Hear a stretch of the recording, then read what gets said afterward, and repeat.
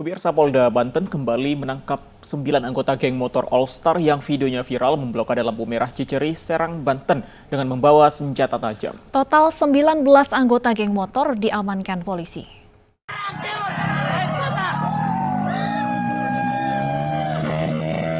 Sembilan anggota geng motor All Star kembali ditangkap polisi. Dari hasil pengembangan, 10 anggota yang sebelumnya sudah ditangkap saat ini masih diperiksa. Pihak Polda Banten masih terus menyelidiki anggota geng yang belum ditangkap. Dari hasil pemeriksaan, ada sekitar 50-100 orang anggota geng motor. Total saat ini 19 anggota geng diamankan polisi dan diperiksa urin untuk mengetahui apakah dalam pengaruh narkoba saat konvoy. Jadi yang teridentifikasi 36 orang, yang berhasil kita amankan sekarang ada 19 orang. Ya, kemarin kita sudah langsung melakukan cek urin terhadap anak-anak ini yang sudah kita amankan, namun hasilnya negatif sementara ini. Polisi juga belum menerima laporan adanya perusakan yang dilakukan geng motor. Namun polisi akan terus mengawasi dan menjaga agar masyarakat tidak resah. Dari Serang, Banten, Mahesa Apriandi, iNews melaporkan. Ya, setelah viral dengan memblokade lampu merah Ciceri, Serang, Banten, sekelompok geng motor diringkus polisi. Dari penangkapan tersebut, polisi menyita barang bukti berbagai senjata tajam. Tengok kanan, tengok kiri, lagi, Serang Timur, Kota. Inilah aksi geng motor saat memblokade jalan di kawasan Serang, Banten. Setelah viral di media sosial, geng motor yang kerap meresahkan pengguna jalan dibekuk polisi. Dari penangkapan, polisi menyita senjata tajam dan handphone yang digunakan pelaku sebelum beraksi. Berdasarkan penyelidikan polisi, kelompok ini menamakan diri geng motor All Star.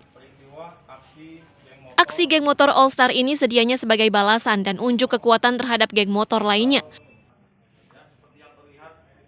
Guna mengantisipasi aksi susulan dari kelompok lain, kasus ini kini ditangani tim gabungan Polres Serang Kota dan Polda Banten. Dari Serang, Banten, Mahesa Apriandi, iNews melaporkan. Pemirsa, sidang lanjutan gugatan pra-peradilan penangkapan dan penahanan Rizik Syihab kembali digelar. Salah satu saksi yang mendampingi Rizik menilai penangkapan bermuatan politis. Berlangsung di Pengadilan Negeri Jakarta Selatan, sidang lanjutan pra-peradilan Rizik Syihab berjalan dengan pengamanan ketat. Agenda sidang mendengarkan keterangan saksi yang diajukan kubu Rizik Syihab. Dalam keterangannya, sidang lanjutan sedianya akan digelar besok dengan mendatangkan saksi ahli dari pemohon terkait peristiwa Desember silam.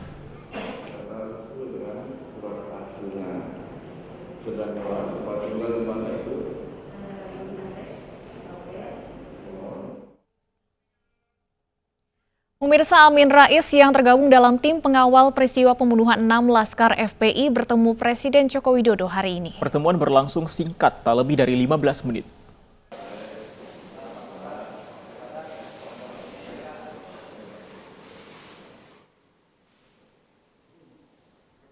Selain Amin Rais, tokoh yang ikut bertemu Presiden diantaranya Marwan Batubara dan Abdullah Hehamahua.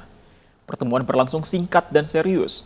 Amin Rais dan kawan-kawan yakin kalau insiden penembakan terhadap 6 Laskar FPI merupakan pelanggaran HAM berat. Sementara Menko Polhukam Mahfud MD menjelaskan insiden penembakan bukanlah pelanggaran HAM berat. TP3 diminta memberikan bukti jika memang ada pelanggaran HAM berat.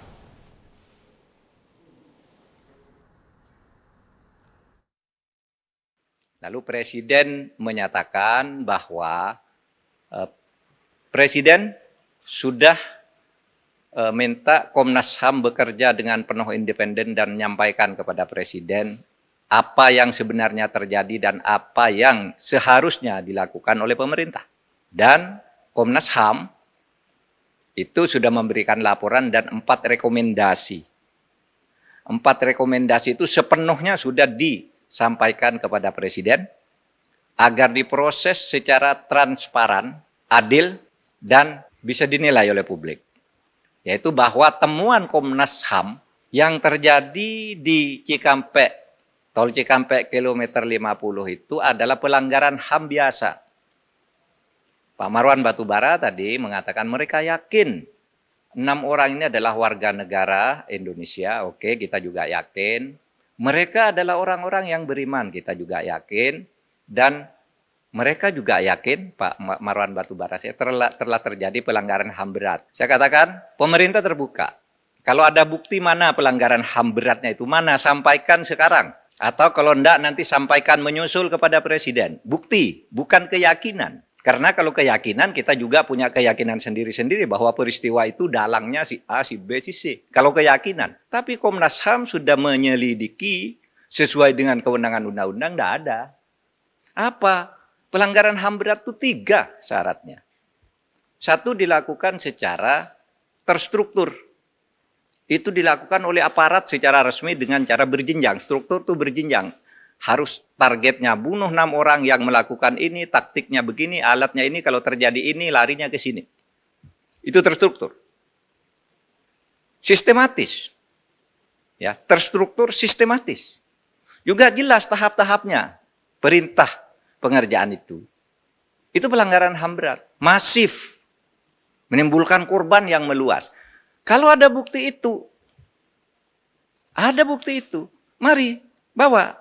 Kita adili secara terbuka. Kita adili para pelakunya berdasar Undang-Undang Nomor 2. Informasi lain, pemirsa, Kepala Staf Angkatan Darat Jenderal Andika Perkasa menyatakan pemain voli Serda Kewat Aprilia Manganang yang sebelumnya perempuan berdasarkan pemeriksaan medis kini berjenis kelamin pria.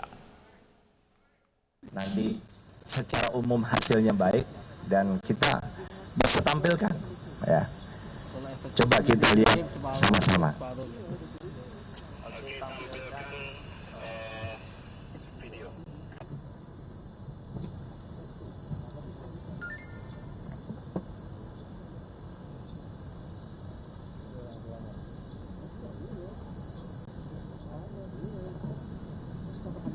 Jadi saat ini Sersan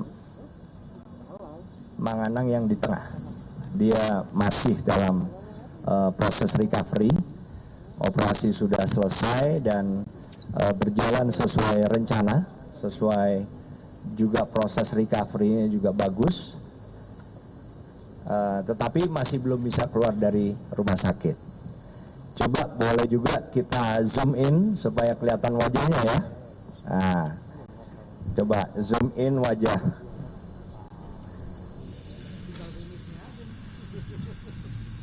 Kasih tangan. Coba dikasih tangan boleh. Manganang. Disapa ya. Oke, terima kasih.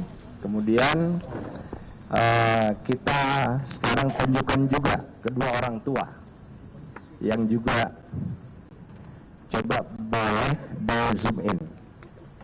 Kedua orang tua ini adalah Bapak Akib Manganang yang di sebelah kanan dan Ibu Suryati, ibu dari Sersan Manganang.